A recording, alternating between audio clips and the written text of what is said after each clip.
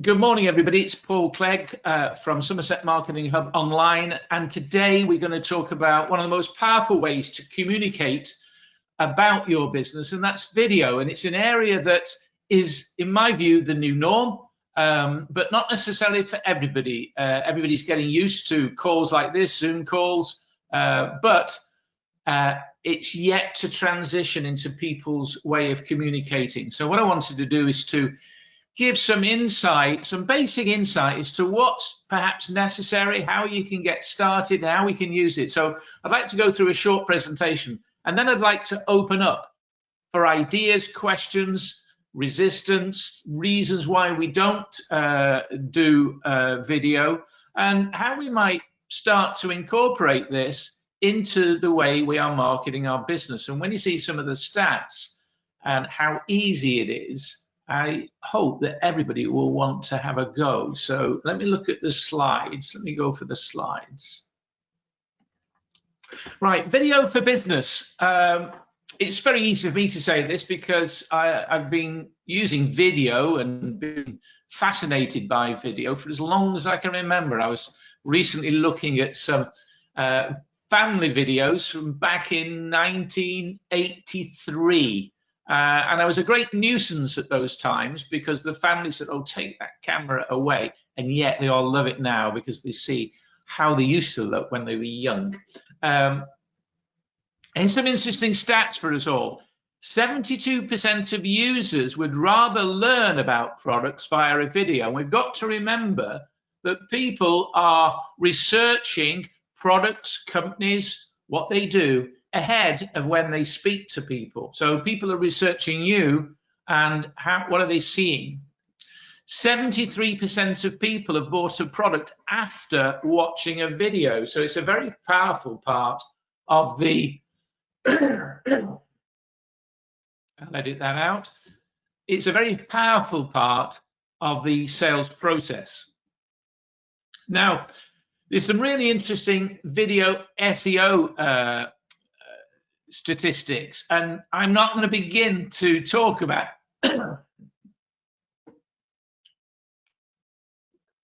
there's some really interesting video SEO statistics. I'm not going to talk about that because Kelly and Ewan are far more familiar and experienced at that. However, a couple of and this particular cheat sheet, if anybody would like it at the end of the call, just let me know and I'll send it to you. So one page. But two of the things that I thought came out of this that are quite interesting. The chances of getting a page one listing on Google increases 53 times with video. And that's from Forrester Research. They're a major research company. 53 times more chance of getting onto the page one. And maybe Ewan and Kelly would give us some insight into that when we open up the meeting. Videos in search results have a 41% higher click-through rate than plain text message. And it's fairly obvious that when you've got a moving image or you see that little arrow pointing to the right, we just love video. Everybody loves video. That's why television and film is the most popular way of us communicating or being entertained. Now, when to use video? Well, in my view, when you want to use it when you want to create impact, clarity, purpose. It adds personality to the whole process. That's why I like video. I think it's almost better than being in front of somebody. Now, you may argue with that, but a really good video, especially face to camera, or any video can be used time and time and time again. You do it once and you can use it time and time again. It's great when you want people to do something, what we call a call to action. But we need to, before we start doing videos, we need to decide what action we want people to take. Are we wanting to educate people about a new product or a service that they've bought or about to buy? Do we want to announce something that we're doing? Do we want to follow up after a meeting? That's a great way to use video in a video email sort of way. Obviously, when we want people to buy, or maybe a quick call after a phone call, or to get somebody to phone us, this is a thank you, especially after a meeting. And as a testimonial, to get video testimonials is even more powerful than the written word because they can't be faked. And actually giving a video testimonial is probably the best way to go about that. Now, people get hung up and they use all sorts of excuses for not getting involved in video. And what do you really need? Do you need high production values? Well, some companies will, the bigger companies, but nowadays it's not necessary. In fact, it's almost not believable. Small businesses, they want to see authenticity. They want the individual. We know exactly that anybody on this call, myself included, we're not going to spend immense amounts of money about the value of the video. We just want, we're just used to video. So a smartphone, in my case, an Apple, is good enough. The video quality in a smartphone is incredible. I have a DSLR camera, a mirrorless one, a Panasonic, and it is superb. But you'd be hard pressed under the right lighting, if I choose the right lighting and the right angles, to decide which is which. You really would. So you don't need expensive equipment. You've already got that equipment in your pocket. One thing I've noticed after taking a lot of videos, and this is really good advice, is lighting is really key. You really don't want to be shooting a video outdoors in really bright sunshine, or taking photographs for that matter. You are better to have a certain amount of shade, and that way you've got even lighting. And at home, you need to experiment with a number of places to produce that video, ideally near a window, and so natural light can be good. And the light changes during the day, and I've found that there's certain times of day I will use different locations. But the more you do this, the more you get to notice these things. So it really doesn't, so I wouldn't let that put you off at all. And by the way, if you haven't got really good lighting, you may need to pick up some extra lighting. But you go onto Amazon, you can buy ring lights. The idea of a ring light is it gives you an even lighting, and then the camera goes in the middle of that.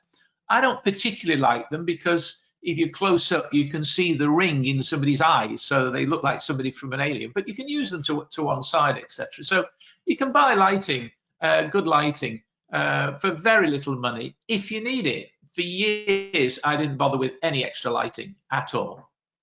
One thing you do need is good audio. Actually, there's an argument that if you've got good audio, you can almost get away with anything from a video point of view. And the audio on your phone is good enough, providing you're close enough. It's when people use a phone at a distance because they want to demonstrate movements, etc., that it becomes echoey. And so in those stages, you do need a microphone. Now, as I've put there a Rode SmartLav mic with little mics that can run from a cord. Now, if you're going to use that and you want distance, you need that cord to actually to travel the distance in which you're going to use. I would certainly invest in that sort of mic. And Rode has the ability to be able to connect with your connect to your smartphone. So you can run the mic onto your lapel, put it onto your smartphone in your back pocket, and then the camera, if you're using a separate camera, can be fired up. You can get that going at the same time, and then you can sync them. But it's a bit of a hassle, so the more you can get clean audio, the better. You do notice the difference between video shot with and without audio.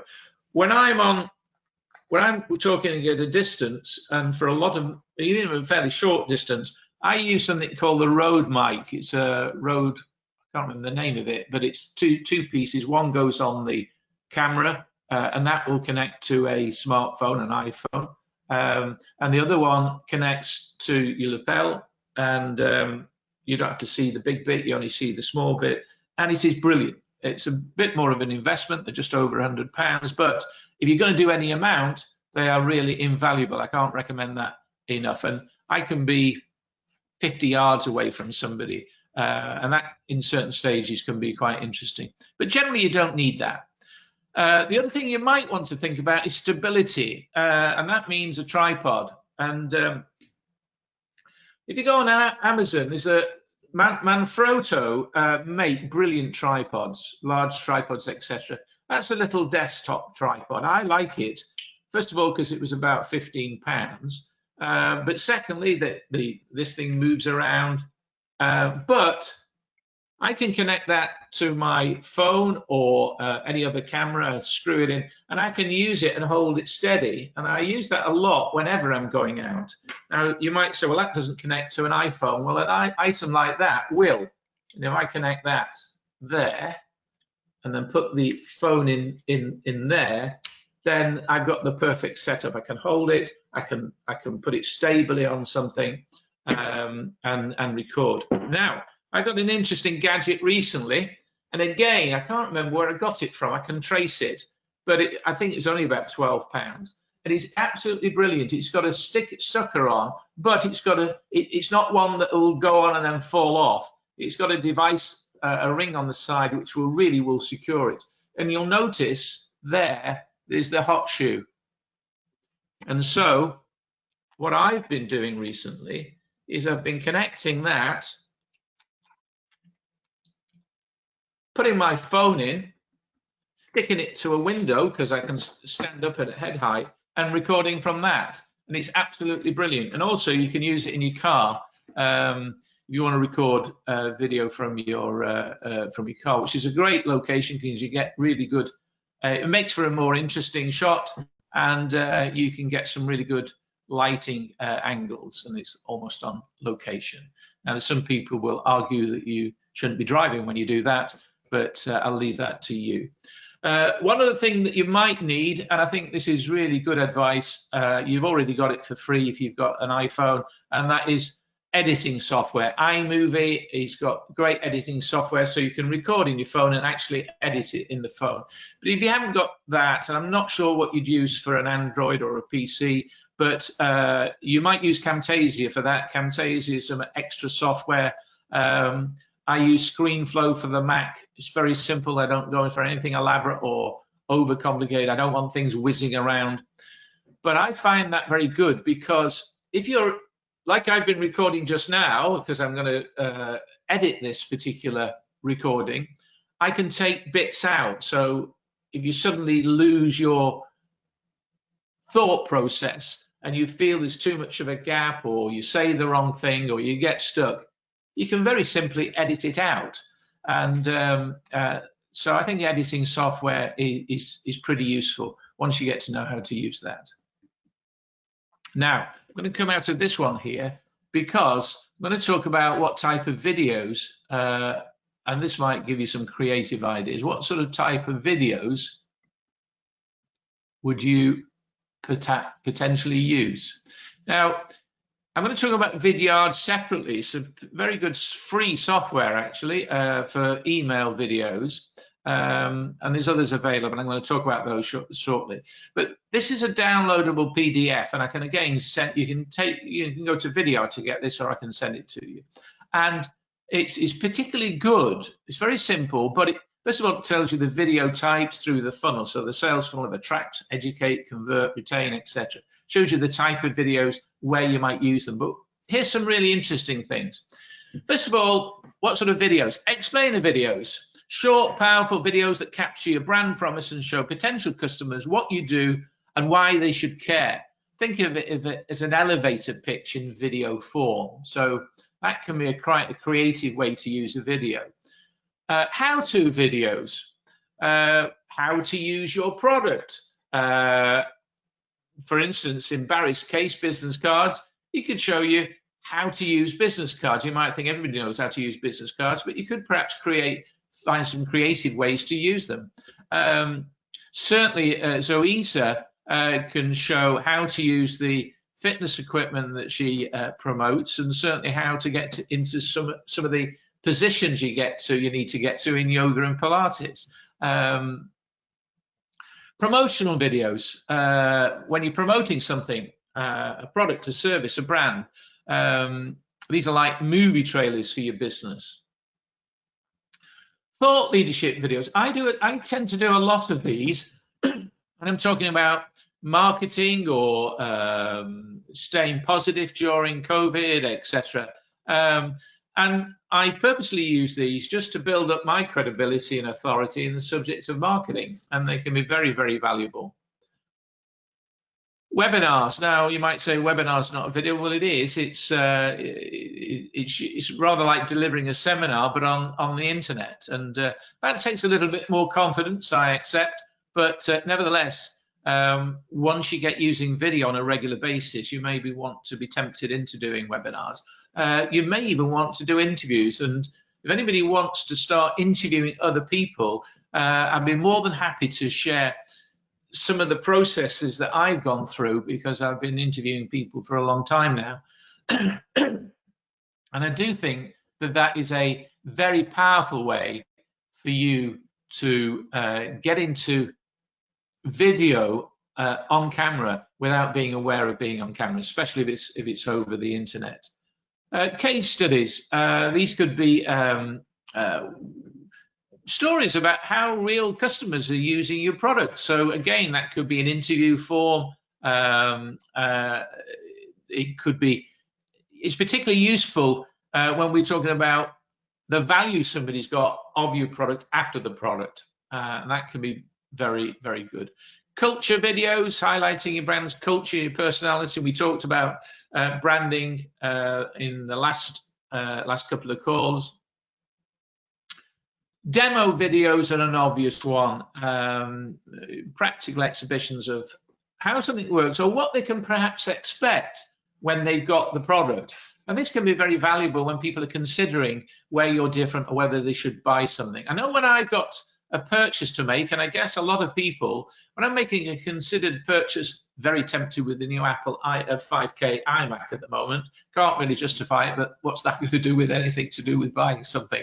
You just go on lots of dem videos, and they can be very powerful, especially if you've got items that are a considered purchase. And certainly in Rod's business, when you're deciding who is going to handle the bereavement of a loved one, that can be very good to know exactly what is the process of taking people into care and preparing them for a funeral.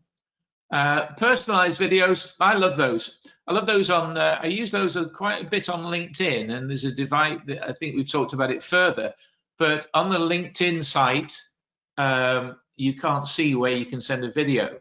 But when you've got the LinkedIn app on your phone, not only is it a lot easier to use, but there's a little plus sign when it comes to message. And if you open that up, you can actually record a video and send it to somebody. And at the right time, it's very powerful. Don't use it the first time, it will scare people to death. But if you're trying to get something over, or you're trying to add your personality to the conversation, it's a very powerful way to say thank you or to explain something. And there are other ways to use personal videos, which I'll go on to. So that was the some essential types there. And we'll perhaps open up the call in a few minutes to see whether we can get some creative ideas flowing after that. Now, delivery. A lot of people, I think, get concerned about what are they going to sound like? What are they going to say? Are they going to be nervous? Are they going to be awkward? Well, for most cases, yes, it will be.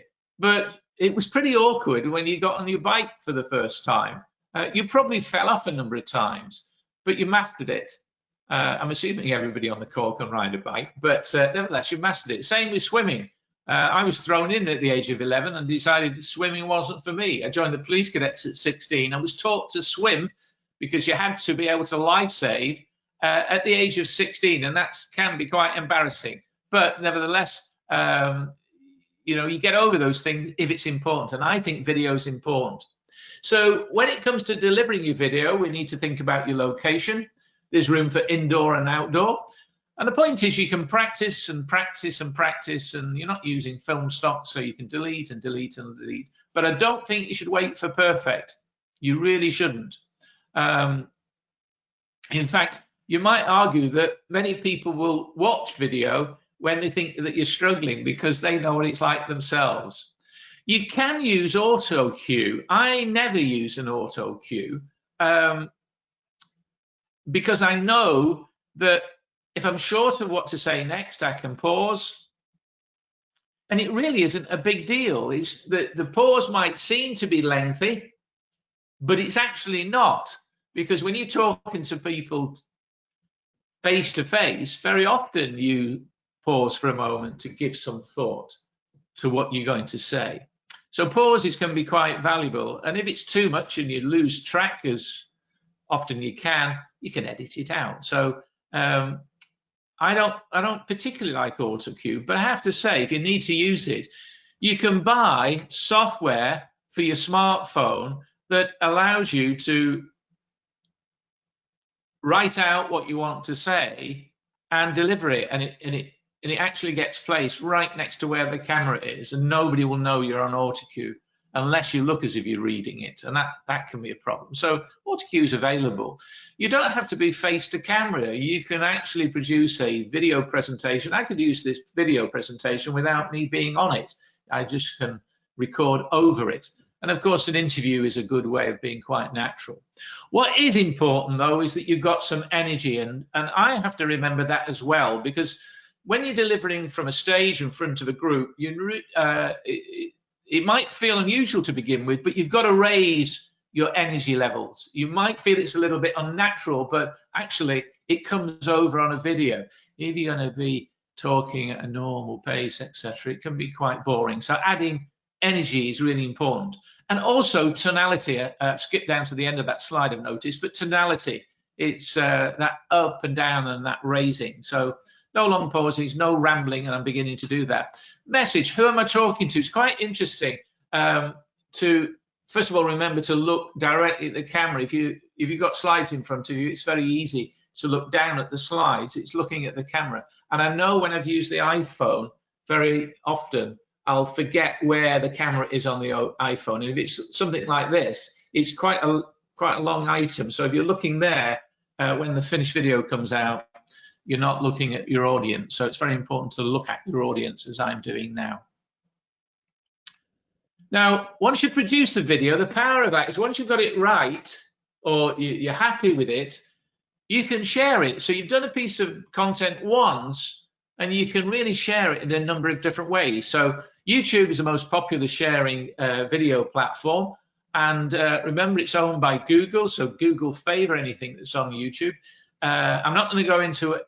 Again, clearly, I'm not going to go into SEO. I don't pretend to know all about SEO for video, and I wouldn't worry about that to begin with for YouTube. I just get the thing up there, because from YouTube you can embed, you can send links, you can, so that people can actually watch that.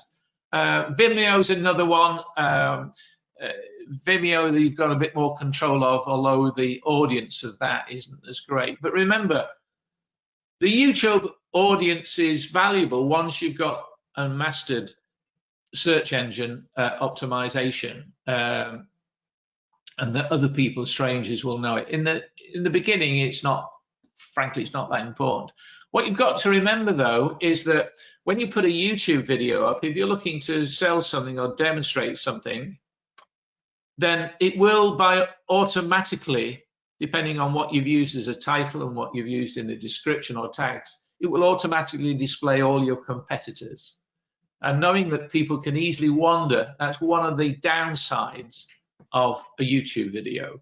So you may want to embed it on some more sophisticated software. Something Vimeo can serve that purpose. Wistia is pretty good.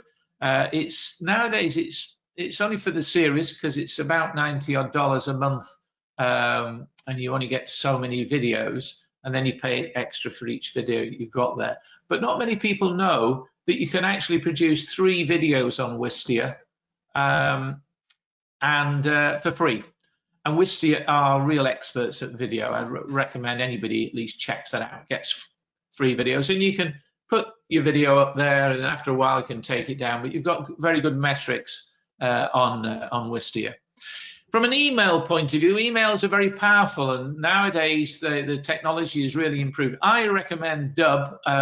It's a great service. I know Elaine uses that, but it's what I like about it is you can record from your phone a personalized Dub video and send it to somebody. And what I like about it is it can, what happens is they click the Dub image, and it can either be a link, but it can also be an animated GIF, so that when you receive it in your email, you see this video moving, and that is a compelling.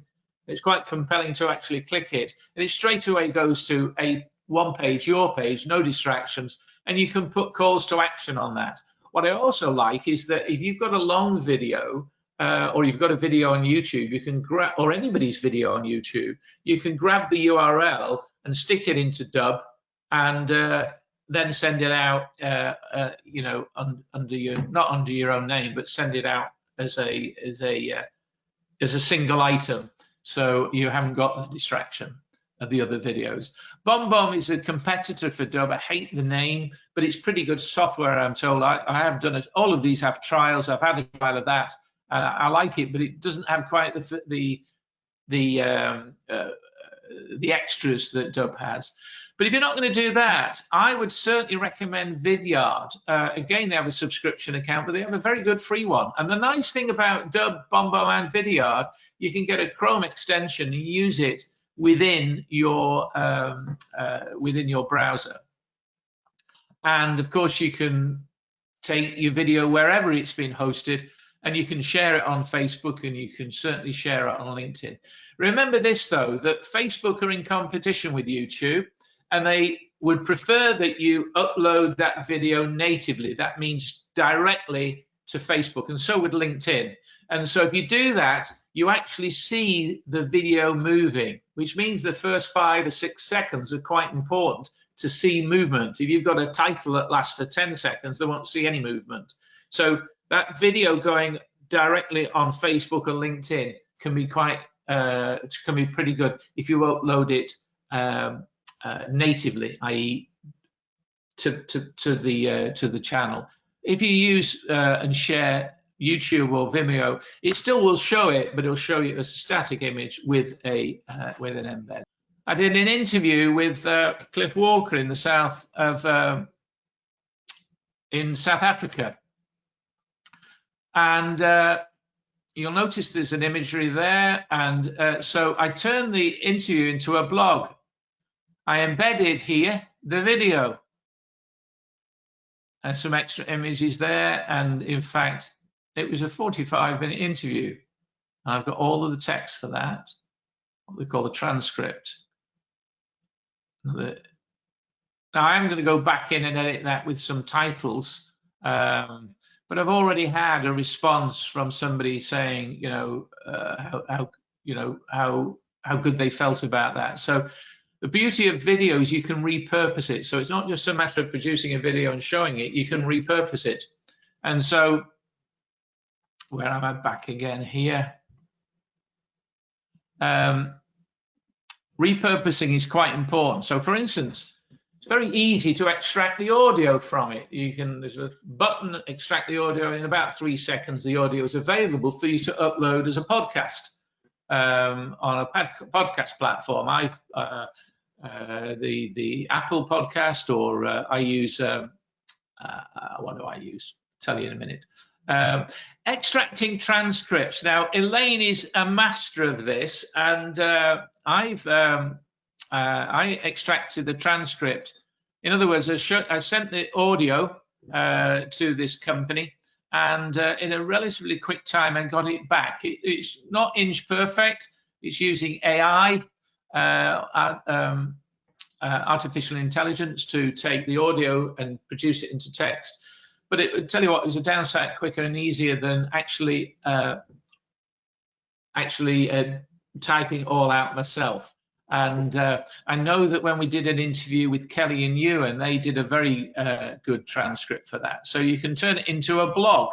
You can extract screenshots, and it's quite good to extract a screenshot, because what you do want to do is you can use it as an image in itself, and there could be various parts of that video you can just use and just take a screenshot. And also, I really would recommend something. I've been using a different software until recently, but Canva is absolutely brilliant. So in fact, on here, took a screenshot of the pair of us and then added the words why network marketing is a perfect business for some. And that, of course, appears I put that as the opening slide on YouTube, and I've used it I can use it for a variety of different ways. And without going into explaining how to do that, you can get a free account, that's for sure. If you go to paulclegg.uk//Canva, get yourself a free account and play around with that. That is brilliant for all sorts of things. And you do not, I promise you do not need to be designers to use it. In fact, I think a lot of the graphic designers must cringe if they're watching this. But nevertheless, for the majority of people who don't have a great deal of spare money, you can use it, and what you see is literally what you get. You can download it. And the even on Canva will show you, and I'll do it again. They've got templates for almost anything. So Instagram stories, Facebook posts, Facebook covers, flyers, leaflets, all sorts of things. So you sort of, maybe you open that up, and then you've got the ability to start to work with, change the words here, change the image, etc. It's absolutely brilliant. And that essentially, get the right button, is it. So we have a take. Let me just get myself out of here. I'll kick off. Yes, Barry. I've got some professionally made videos for the business, and I've had them a couple of years now, and I hope really to update them at some point. And I've also taken the phone in front of the face, hi guys, look at me type stuff. Sadly, the professional ones have nowhere near the impact as me wandering around the garden, telling you what life on Tintern Castle is like. So it really doesn't have to be expensive, and I'm pretty sure I don't do half as many as I should do, and that's probably a good thing. But, well, no, I actually what do you like anyway? What you've said there is very refreshing, because when you get a professional video being done, and there's no question about it, I watch videos a lot, and actually I was watching 1917 last night, and that is a fantastic film. It was filmed actually near here on Salisbury Plain. I'm in Salisbury at the moment, in Netheravon. It was filmed close by, and but it's particularly special because it's using what they call continually video. They're not cutting. They're going along these trenches, for instance, and the video people are actually chasing the actors. And so you're looking at imagery. I tend to look at a video and I pick up a lot from other people's videos. Right now I'm in the center of a camera. If you see a lot of my photographs and videos, I'm off center.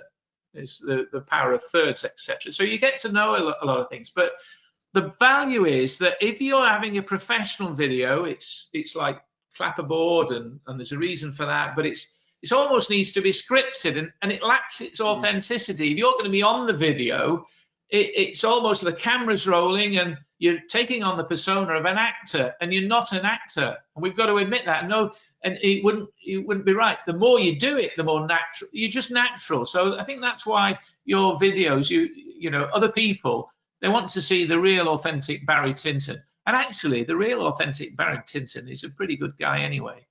Oh, thank you, Paul. Well, the other thing is voice. When I did my professional videos, I thought I'd save a couple of quid and do my own voiceover.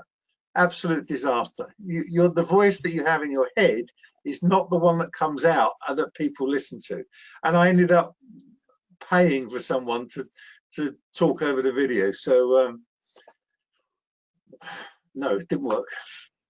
Even I find voiceover to something inanimate is not easy. That's why voiceover specialists get paid for what they do.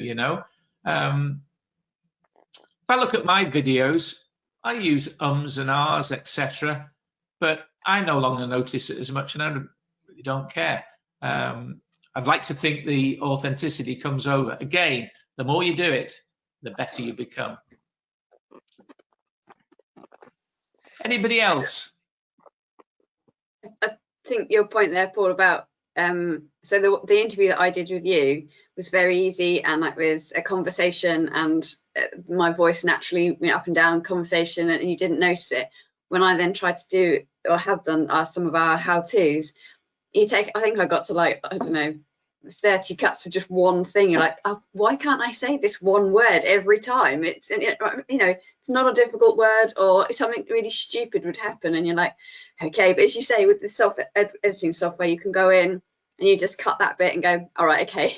Or you just record that one sentence that you just can't get out at the end of that. And I ended up doing lots of, instead of trying to go for like the whole thing, the whole 5 minutes, I would go for like one screen and cut, and then the next screen and cut, because then you found it a bit easier to stop. You didn't get the stumbles or the bit where you go, oh no, where was I going with this? So if you just have like one scene at a time, or one, you know, PowerPoint presentation, whatever it is, it just made it a bit easier to bite-sized chunks, and then you fit it all together. That's great advice, that, and I found that also. I'll come to you in a second, Zoe said. We must remember that actors get it wrong. They, you know, things that it's actually probably as much on the cutting room floor as there is in the finished item. And very often companies, well, there's been TV programs that have made a fortune on the bloopers, and we love bloopers. So if you've got bloopers, i.e. where you're struggling with a word, just put them in at the end, or use them as a separate. First of all, it adds humor, it adds authenticity. I think the bloopers can be just a very good way of either finishing a video or starting one. I did one some time back where I can't remember what it was, but it even made me laugh every time I saw it. But the other point that you've made there, Kelly, is quite good, and certainly no reason for an auto cue. When you know how easy it is to edit, you can actually read from something, or read it, then say it, and then look down and read the next bit to yourself, then say it, and then cut the bits where you're looking down out. Yeah. Secondly, if you're explaining something and you're going to put a picture over it, if you're getting a bit more advanced on editing, it's not difficult. You say you're putting an image on there, then, and I've done this a lot with the interviews I've done. I know I'm going to put an image on there, so I can actually be reading from something. So again, it's knowing when you've got that experience and you've done a few, it becomes a lot easier. So Issa, you had a point. Yeah, I think I was just going to say, I've done a few different videos, and there comes a point when you just have to say, do you know what, I'm just going to do it. I know the lighting's not right. I know this could be better, but just getting it done. It's like once you've done it, you've done it. It's yeah, like you were saying before, there's no perfect one. I promised that I'd do a video for some clients, and so I was somewhere different. I was staying in another room. There was a light shining above my head, and I was just like, if I wait for the perfect moment, or when it's like you're never going to get it done, then it's like a couple of days later. So just, I think that's it. It's almost like everybody has the same fears, and if need be, it's quite nice to just get somebody, if you've got a friend, to say, just have a conversation with me and video it. That's another way to just get used. It's just getting used to you on videos. That's right. You're more critical than the audience will be. Your lighting is not brilliant there because the light is not shining from the window. So, but I think if you were starting to do more of these, you'd suddenly think, well, no, where can I get more lighting? Shall I go and buy a ring light? About 20 quid, I think, less. Or should I be in front of that window? Then you've got to think what's on the background, but you can always put a screen up there. There's lots of things you can do. I tell you what I don't like, and I'm going to come to you, Kelly, I don't like, but it's me personally, I don't like these green screen effects. And some people on Zoom, they've got all sort, these beach scenes, etc. I know you're not on a damn beach. I want to see, you don't need to be pretending you're somewhere else. I just need to be authentic, you know. That's why I don't go for those. It jars a little bit. Barry made a good point. He said, don't do enough videos. Don't do enough videos. And Zoisa mentioned this last week, and that is,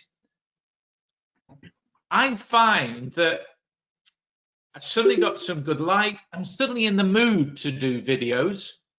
Suddenly in the mood. I got the setup, and I'll go and record. And I've made a note of the videos I want to record, and I'll record several. And then over the next few days, I'll edit them. And obviously, I won't launch them all at once, but I'll launch them bit by bit, and I can schedule out in advance. And that could be a good way to do it. I think because you get some momentum going. Sometimes you're not in the mood to do it, but sometimes you've got the idea, you've got the energy, you've got that belief in what you're going to say, and you've got that confidence. So that can be good as well, to choose a particular time. Kelly, you had a point. All I was going to say to what Teresa was saying is that also I've done, so when I have done videos, if there's a point where you're trying to explain something and actually, I don't know, just it looks a bit clunky on the actual video of you doing it, I've then cut to an actual, overlaid it with an actual video of me doing what I'm explaining. So if it's a Google logging in or whatever, so that if you think, God, that really looks bad on when I'm talking, it looks really awful, just cut something over the top of it. I'll put a picture up to explain it. So that, again, it's just the editing software just to hide any grotty bits, as it were. Well, of course, when you're explaining something that it's doing on screen, that's very easy to video. You know, there's software extensions from the companies I've told you about. You just click record, and then you're talking. You can either have your image in, your image in the corner or whatever. Rod, you've been quite silent to avoid feedback. I know you're a big believer in video. Yeah, I mean, I like the videos that we've done together, mainly because I haven't had to think, have I? I mean, I've answered questions that you've asked me. So it's like being interviewed. So it becomes a much easier process. If you've got to do all the work, it becomes a job. Whereas if you're being interviewed by someone, it becomes a pleasure, not a chore. And I think that's probably been the secret. What you and I have done, you've come up onto the market. I've been sat there in my blacks, either looking busy on the market and just answering questions that, or if you like, giving you feedback in relation to whatever the questions were that we set out. So it looks natural. It's in a natural surround. It's good. I've always found that when you're interviewing somebody, and I've said this before, it's so much easier. So you can get a friend to do something. You can get a friend, as Kelly has mentioned, to help you. But also, when you've got a camera right in front of you, you're aware of that camera. You're talking to that camera. It needs a bit of experience to do that. But when you can hold a camera to the side and you get eye contact with the person you're talking to, as long as you can hold that steady, or if it's not that steady, but you can generally hold it steady, you end up talking to that person, as I've done with Rod, and he's not aware of that camera. Neither am I aware of it. So the conversation is quite natural. I'm coming up to the hour. I believe I might even be over the hour. No, I'm not. I've got another 7 minutes if we need it. Any other points? Have we inspired it? Yes, Barry, and then Elaine. Yes, Barry. You said earlier about perfection is not necessarily required for these sort of things. And I have to say, the ones that I did live, they didn't really work. I think you need to practice before you need to go live. Whilst I accept sort of 85% is probably good enough, 60% isn't, and you have to have some preparation to prevent poor performance, as the saying goes. Of course you have. Of course you have. What I mean by just have to depends on your level of perfection. Yeah. Doesn't it? It depends on your level of perfection. There's got to be some purpose behind it. So, for instance, if you were to go under normal circumstances to a 4N meeting or a BNI meeting or whatever, actually, giving some thought to that in advance, and you want to, you know, maybe promote the meeting, or you want to let people know something you got from the meeting, you could decide to take some video, some still shots, or even just video walking up to the venue. Maybe stand back from people signing in. Then another one where you're walking towards the door, and the door opens, and there's all these people talking. Then you turn it off, and then you get to talk to somebody. Or you then just take a shot of a couple of people talking. When you realize what you can do with editing that together, that can be quite powerful. You might take a shot of somebody's doing their 1 minute, not all of it, just standing up. You could take a shot of somebody laughing. And then as you come out, you can then say, and that all can be contained within about 10 seconds. And then to camera, when you've come out, you can say, just been to a fantastic meeting, listening to a guy called so-and-so, so-and-so, so-and-so. And the big point I got from that was so-and-so. And you see how simple that is? So again, it's not difficult. And I think I've found that watching other people gives me ideas. Watching the way people do things, some of the angles that people use, it's just copy and experiment. So I agree, it doesn't need to be an absolute dog's dinner, but you don't have to publish that. You can view it and say, I need to do that a little bit longer. It's trying to learn from it if it's important to you. And I still maintain it's important. It's the new norm. Just doing videos, anybody on this call doing videos, you'll stand out from 98% of your competition, because not only are they not doing it, they've not got the insight to have the conversations we're having today. Elaine, you had a point. Yeah, it was just about dub, really, in that I have found, as a word of caution for anybody else who wants to use it, that although it's really good, if I mass send off dub, my open rate is atrocious because it tends to go into people's spam. Whereas if I put the dub video into my Gmail, I get a much better open rate. Well, strangely enough, Dub has got its own contact system and email system, but to tell you the truth, Elaine, I've never used it. I always get the embed and I stick it into an email.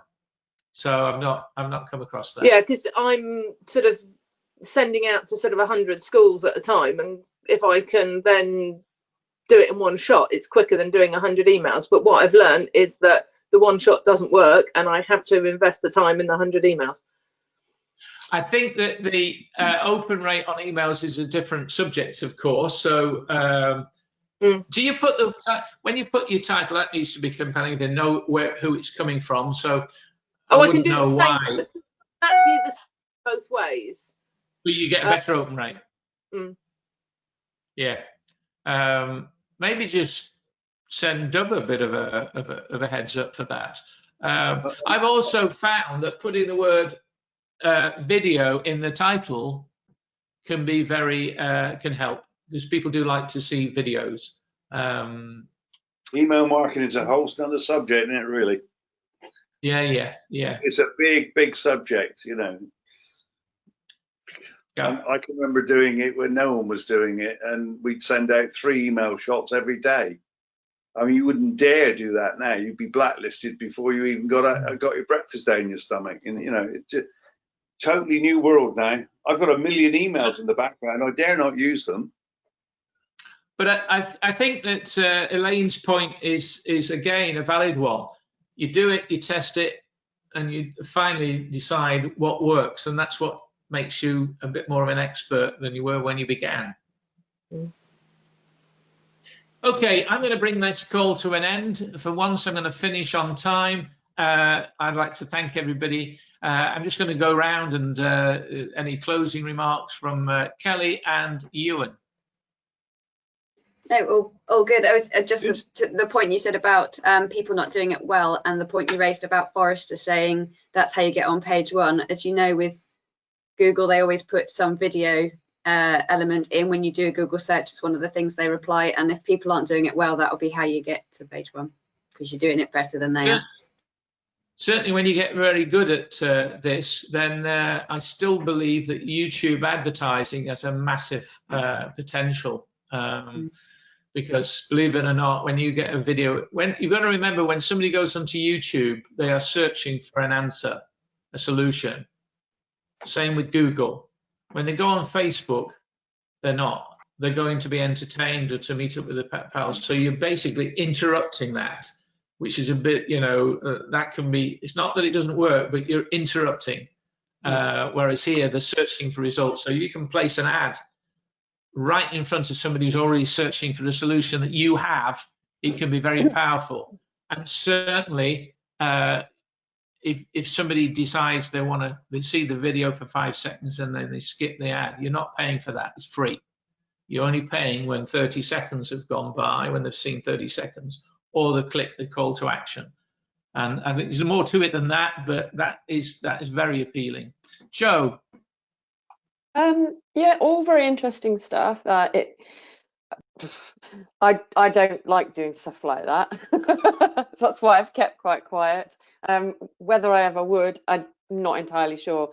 But I do find that the newsfeed in Facebook and LinkedIn is just covered with people with videos. So I'm not quite sure how you stand out, because I just scroll through them all because I just get fed up with them all. You'll probably stand out, like you'd stand out in anything, where people get to realise that Joe's always got something interesting to talk about. That's eventually how you stand out. I would have thought in your case, Joe, actually, when it comes to productivity and using different pieces of software being organised on the desk, I wouldn't think it's necessary for you to be on the video itself, although I think you would enhance it. You can be explaining some software or whatever. Maybe the thing to do is to just Google